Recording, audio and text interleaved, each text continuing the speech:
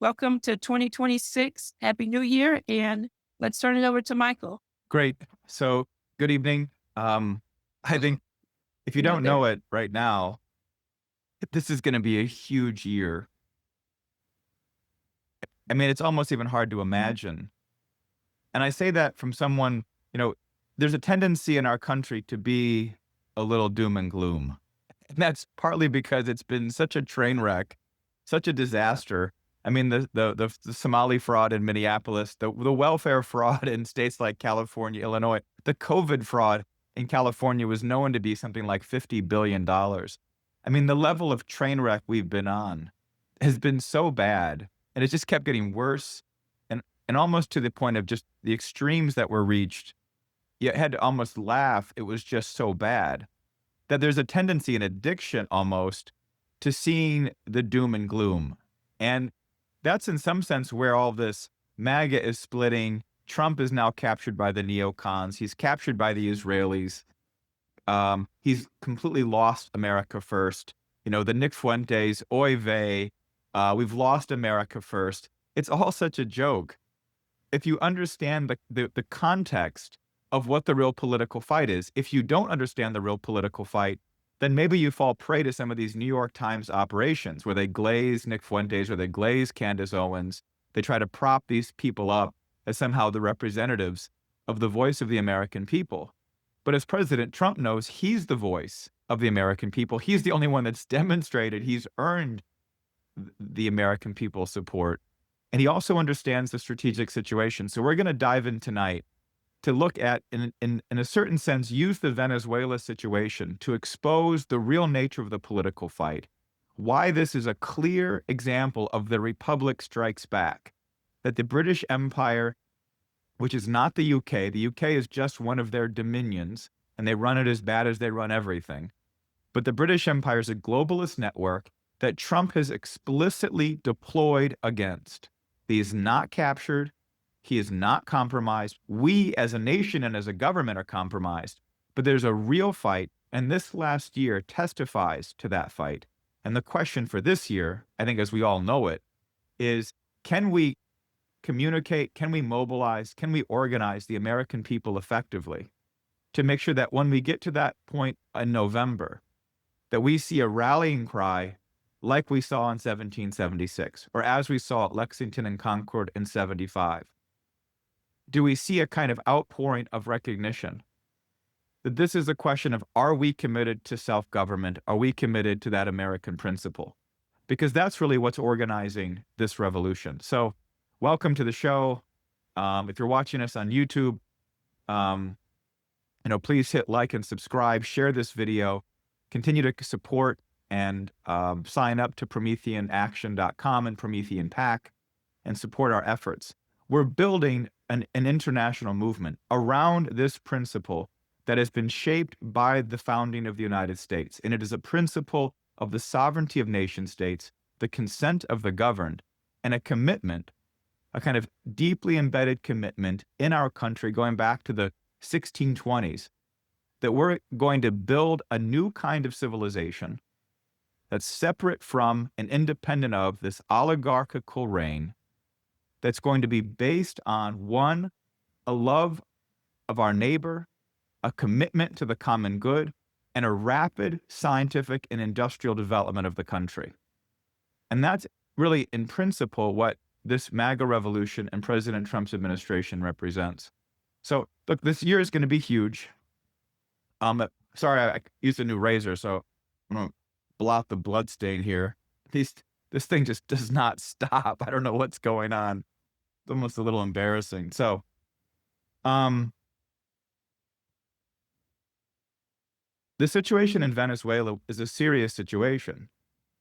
And it's been something that's been ongoing for over 25 years. You've seen maybe some of our YouTube videos on this.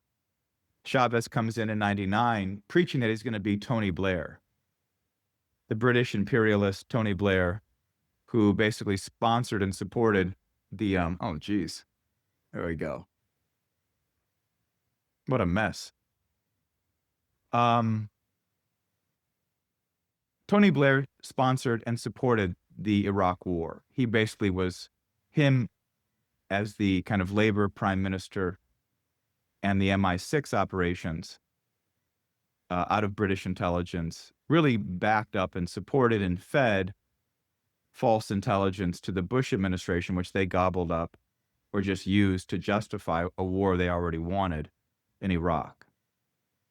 So there's clear evidence that there was a British hand behind this, going back to Chavez.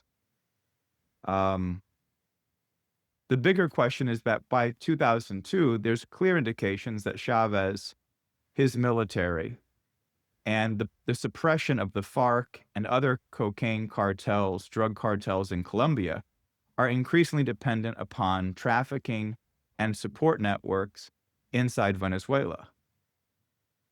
And none of us can deny that there has been a growing anti-American sentiment outside the United States, especially in these kind of left-wing political parties in the Americas and around the world, that have grown up in the context of these forever wars in the Middle East that really didn't have justification, like the weapons of mass destruction in Iraq. And then, of course, the massive bailouts that the United States has kind of earned an increasing ire of people that were opposed to this kind of old imperial war and aggressive policy. And a lot of Americans are worn down by it. A lot of Americans are just reacting. Even Rubio said on CBS over the weekend, look, this is not, 2000 to 2015 when we just had a perpetual war policy. This is not the neocons, in essence, pushing democracy. If you want to look it up, Elliot Abrams, who Margaret Brennan on CBS cited, Elliot Abrams, one of the chief neocon architects and somebody who was, subversive inside Trump's first administration. God, it's amazing. Sorry.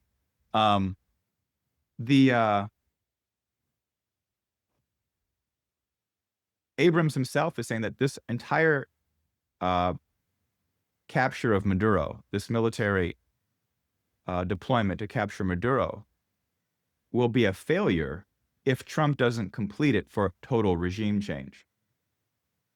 And that's what stands out, that Trump is not pushing regime change. He's not imposing a new regime. He's not justifying these actions from the ideological standpoint that we need democracy. Trump is pushing this from the standpoint that we cannot have a nation state in our hemisphere, going back to the Monroe Doctrine. And he explicitly lays this out in the national security strategy. Many people haven't looked at it. Many people say it doesn't matter. We have the British parliamentarians, the House of Lords saying, we've been told by our colleagues in the US Senate and House that national security strategies come and go. Basically, you can ignore it. But the reality is Trump lays out in that proposal a clear doctrine that returns to the Monroe Doctrine and has two very clear aspects of it. One is this intense sense that we are not going to tolerate the kinds of operations that have built up and metastasized over the last 25 years. Venezuela, the cocaine cartels. We used to advertise frequently that it was the head of the New York Stock Exchange, Abrazo, hugging the head of the FARC cartels, Raul Reyes, down in Colombia, that this question of international finance, the international drug cartels, drug trafficking, human trafficking, are all interconnected. Even the international financial system in 2008 was likely propped up by cold cash coming from the international illicit drug sales and drug profits. So these things have metastasized. We know it's in Mexico. Sheinbaum and the president and the administration there is compromised. There's all kinds of antics to try to push her out. But she is working with the United States. There's also a different level. There's a sense of economic dependence on on trade with the United States. USMCA is going to be renegotiated this year. So it's a compromised state. What you had under Chavez, what you have under Maduro, was an entire apparatus where drug traffickers would be using diplomatic passports and diplomatic cover You had the entire military logistical capability and the ability to control the borders with Colombia out in the kind of the hinterlands in cocaine production areas, controlling the entire trafficking and routes. And you say, well, how come we didn't know about this? This is one of my favorite questions. People say, well, if drugs were coming out of Venezuela, why wasn't there more discussion of it? And the question you have to ask is, discussion by what? The mainstream media? I think the mainstream media wants to tell you about the nature of international drug trade so that you can actually fight it effectively?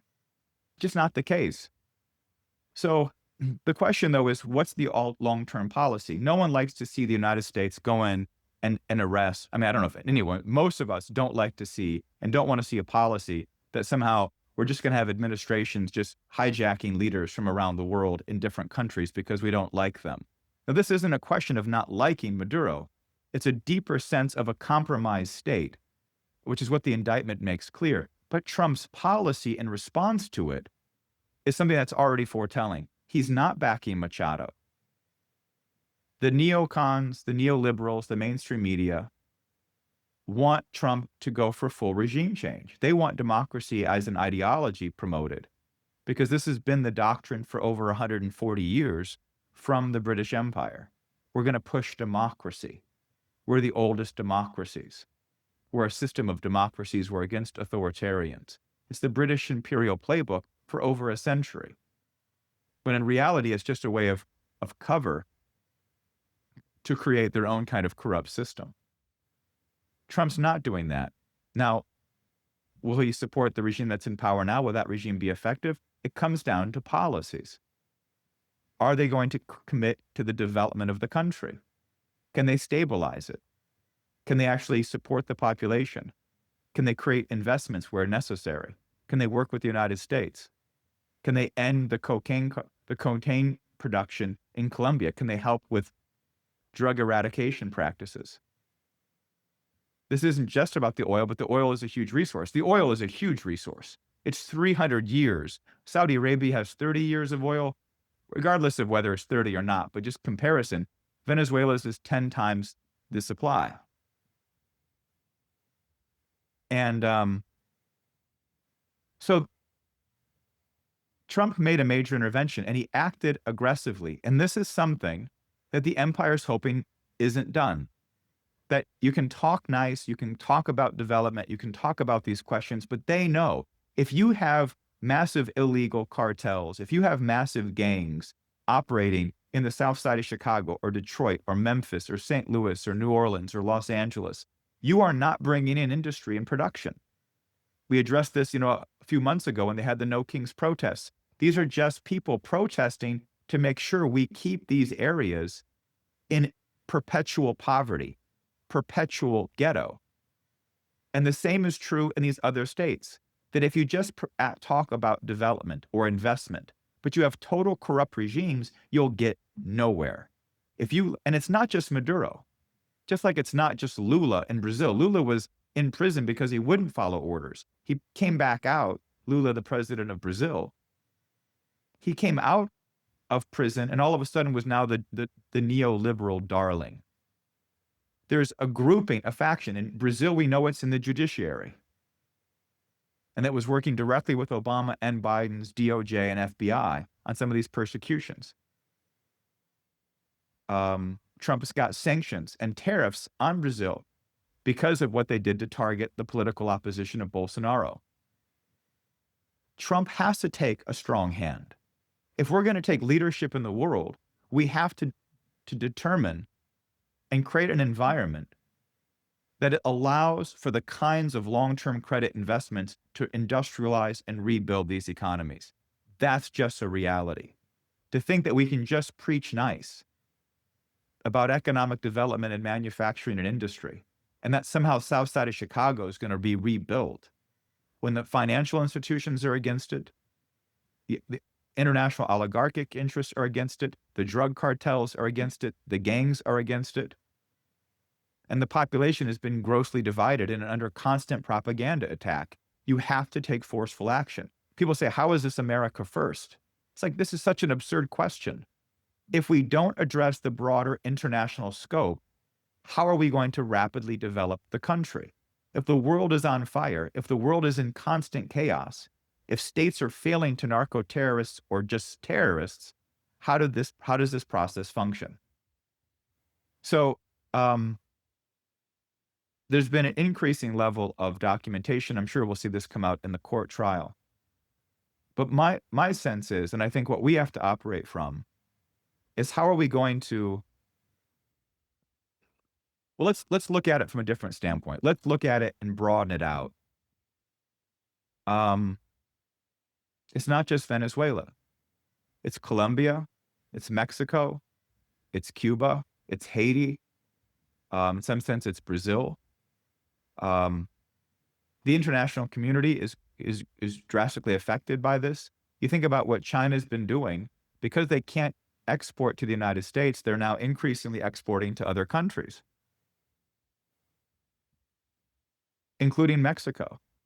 Huge amount of exports of automobiles to Mexico, of electric vehicles and other equipment. They were also building huge factories there. I don't know the status of those. China has been deeply embedded. China at one point had extended over $100 billion of loans to Venezuela. That's now, I think, down to about 10 billion, but they are the overwhelming 90% of Venezuelan oil in the last few years has been largely purchased by China. Trump's response to that: we're going to get the oil rigs up. We're going to invest into that capital infrastructure, and China can keep buying. So Trump has made a commitment that we're not looking to undermine or jeopardize these economic relationships, but we can't tolerate this level of meddling, this level of support, this kind of opportunism of taking a failed narco state that's not ruling its people effectively as a sovereign nation. It's not regarding elections in a fair way, which we saw here in the United States. And of course, there were allegations of Venezuela being connected to that. And let that continue and go on indefinitely. The same was done with Iran. People had a big problem and said Trump had been captive by the Zionists. Well, had he been captive by the Zionists because we attacked Iran? Or was Trump trying to give Iran a real opportunity? This cut is amazing, I have to say. I haven't had one like this in like a decade. The Iran situation was, I mean, some people don't know. I mean, Iran has 4 national holidays a year. It's like having the 4th of July and Constitution Day every year. And every year you have people that come out and celebrate death to America. It's like at some point, like, change the routine. Get an orientation of development. Focus on something with Shia Islam. Focus on, the beauty of the Islamic religion or something. If you want to make it to the clerics of, something important to the clerics of Iran. So there's a sense that these countries have become bastions. Now, there's a famous quote from the former Shah. And Iran, of course, is in massive upheaval, and I'll touch on that in a second. But where do these clerics, where do these mullahs come from? The former Shah said, lift up the beard of a mullah and you will find a Union Jack. You will see a sign that says made in England. And that's certainly more made in London or something. But the question is that Iran's government is part of this 50-year legacy of dismantling the industrial base of the United States and propping up these failed states based on extreme ideologies. They did this in Europe with the Bolsheviks and the Nazis. Yes, British intelligence, liberal imperialists like the Cecil Group or Lord Milner, the Toynbee House, were involved in educating and sponsoring Vladimir Lenin and the Bolshevik Revolution. I mean, the Bolsheviks, we know the Bolsheviks and the Mensheviks were having conferences in London. So this destruction of Europe spread then to basically trapping the United States into a series of conflicts in the Middle East or failed states in South America, or communism in Asia, Korea, and Vietnam. We've been chasing these monsters abroad, and the British and their intelligence operations, this imperial operation, has been setting traps for the United States for over 50 years that we've been running around chasing like chickens without our heads, led by certain neocons or other foreign policy establishment types, dragging us into constant destructive wars. So this is what's got to stop. That's what Trump is basically saying. Clean up your act. Iran, commit to the development of your people. Don't go around shooting protesters. They're pissed off because your currency's decreasing, value is collapsing. You've got hyperinflation. You've got a massive water shortage. You have no real infrastructure. You have massive corruption from the Iranian Revolutionary Guard Corps. The mullahs have no idea what to do on economics. They're clueless. They're sitting in shacks in the city of homes. What's going on? Sign a nuclear deal. Admit to not having nuclear weapons. Russia's already ready to build nuclear reactors and operate them for you. You can build up in your country. You've clearly got some of the brightest people in the world. What's the problem? The same is true in Venezuela. Howard Lutnick was on Air Force One with Trump the other day. Trump concluded that interview by saying this question of Venezuela was a question of peace on earth. Too many presidents forgot what the Monroe Doctrine meant. It's a question of peace on earth. Peace on earth in Venezuela? Yeah, because the same people backing and sponsoring Venezuela and the international drug trade and the cocaine production and the destruction of the United States are the ones who are pushing us into war with Russia and Ukraine, or pushing us into war in the Middle East. The same ones who pushed us into war in Korea and Vietnam. I mean, that's just the reality of it. And Howard Lutnick says, look, Venezuela used to be one of the most flourishing countries in the world. Most of the nations that participated in the conference after World War II were nations in the Americas, because we insisted on the Monroe Doctrine for over 100 years, that the nation states were flourishing here, where nowhere else did they even really exist. They were dominated by old European colonial empires. And that's the situation. So that's Venezuela, that's Iran to some extent. Let me just broaden this out. Like, this year is going to be huge. Trump has set the foundations for major victories. This really couldn't have happened if Trump hadn't done what he did in negotiations with Russia for the last year, if he hadn't addressed the crisis of war in Gaza, this highly destructive war in Gaza, if he hadn't opened up negotiations with Iran. Who can forget his negotiations with Kim Jong-un in North Korea in the first term? The guy really is committed to peace. And that's America first. Matt, what's Marjorie Taylor Greene smoking? Securing the Americas, reestablishing the sovereignty of nation states here is the first priority, because if it's established here and it flourishes here, it will thrive elsewhere. Now, I want to conclude on kind of another point, because there's a number of things developing. One is this question of sovereignty of nation states, and say the pressure on Brazil, on Lula, or on Maduro, because Maduro held elections and it was, by a number of parameters. It's always hard to say for sure, but he wasn't elected by the population. He wasn't reelected.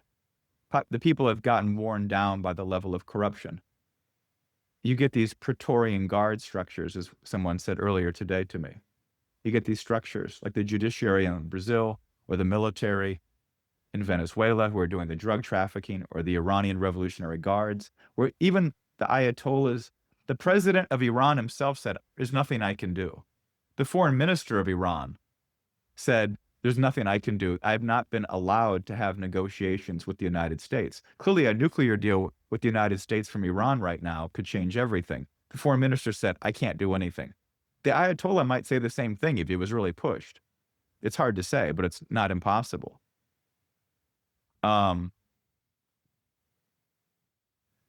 There's a political attack, like against Bolsonaro and like against Trump during the 4 years of Biden, there is a political attack on the political opposition in France. The political midget Macron has been targeting his political opposition, Marine Le Pen. They've got her on a charge of using European parliamentary funds to support national party politics. I mean, total joke. The France judiciary is notorious for basically eliminating. They even sacked the former president of France, Sarkozy, over so-called election corruption. But like everybody gets it. Everybody who doesn't completely play by the game. So the France judiciary is just out of control. And she's going to have an appeal in January. It was expedited so that it could be resolved one way or the other to allow her to run if it was overturned. This is going to be a political fight at the heart of Europe. It's the best chance because most of Europe does not have a presidential system. France does. It's the de Gaulle, Fifth Republic. And Le Pen represents that de Gaulle reflex. Much like Trump, a working class conservative politics, concerned about the mass migration, concerned about the deindustrialization, concerned about the obsession with war with Russia and Ukraine. So that's going to be interesting given two factors. One, what J.D. Vance said at Munich, but of course, even more especially, what Trump put out in the national security strategy. There isn't a big concern over Russia. There's much more concern over France, that we will be supporting political parties that support a revival of Europe, a shutdown of this mass migration, and a return to the real values that we share with Europe. So I think that's going to be something worth watching. And that's the point, that this year is going to be huge because Trump has set a foundation. He's taking clear actions. He's got Zelensky on the ropes. I mean, the former president of Russia, Medvedev, actually said, why don't we pull a Maduro in Kiev, a snatch and grab in Kiev? We probably already are in the process of it. We probably already see it happening.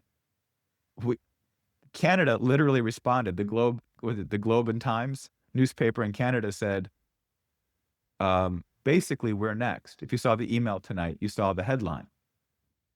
That we're not going to tolerate this any longer. Trump said that there's more drugs coming through, there's a lot of drugs coming through Canada. Part of it is that Canada is just an incredibly corrupt society. We saw that during COVID. So, but there's something else on the frontier, and Keisha Rogers wrote about it. Maybe she'll want to say something. You can check it out in the link to the email or on our website.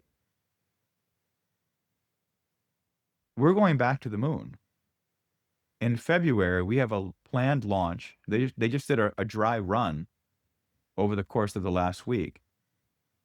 We're going back to the moon. We're going to be circumnavigating the moon in February of this year. And we should be landing back on the moon 2 years from then, in 2028. Going back to the moon is not the same deal. It's not been there, done that of Hillary Clinton.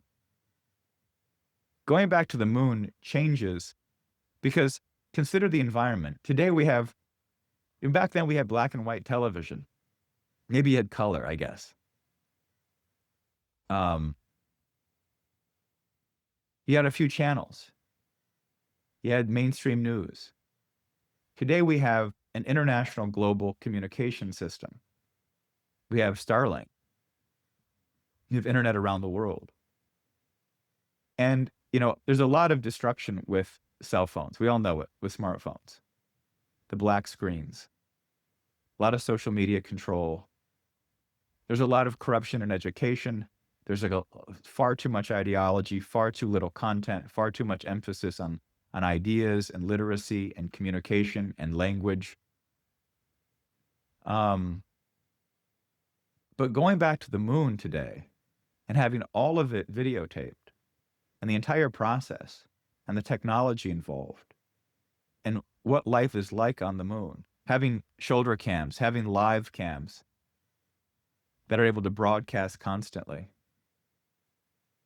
And we're not just going there and then leaving again. We're setting up a permanent moon base. it took some time to get this thing moving. You couldn't just, I mean, NASA had been dismantled under Obama, and then I'm sure Biden just squandered most of the funding and focus of Artemis that Trump launched in his first term. But this is going to be a big shift. And it's the kind of shift that should really illuminate what's at stake in the 2026 election. This is not just cleaning up problems. This is returning America to a profound vision, to what we were when the Pilgrims came in 1620, of building a new civilization.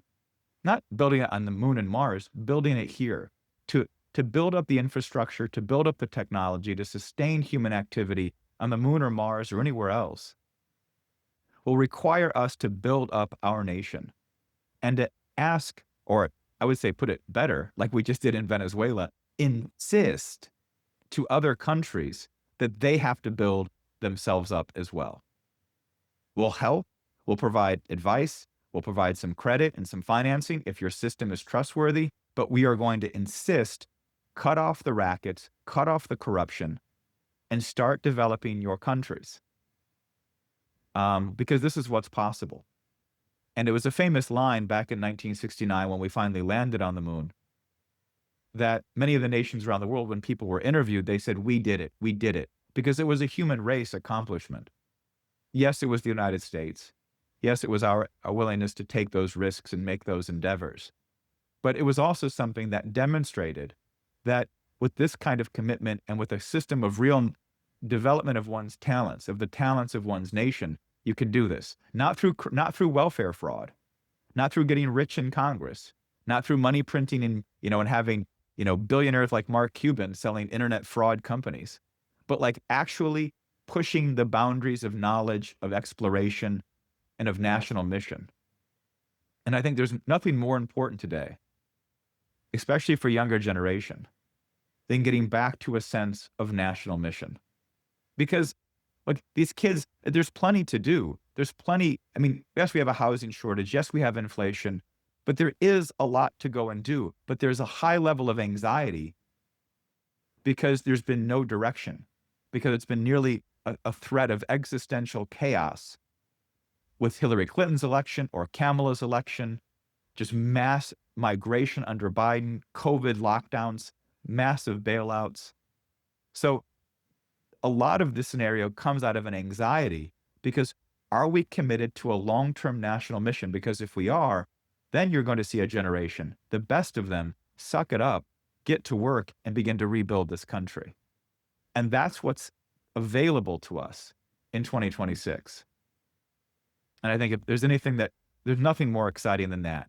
I mean, taking out Maduro is good, but what's exciting is cleaning up this corruption, cleaning up this mess, whether it's in Somalia, California, or Caracas, or, Somalia, whatever, Mogadishu, Minneapolis. But if it's wherever it is, that we launch a real mission and demonstrate what a real national mission and real national success looks like. And with all the capital investments, with all the new factories coming online, the new productive orientations, all of that's great. But it's kind of like talking about, building Jeeps for the war or building ships. I mean, it's good. It creates jobs.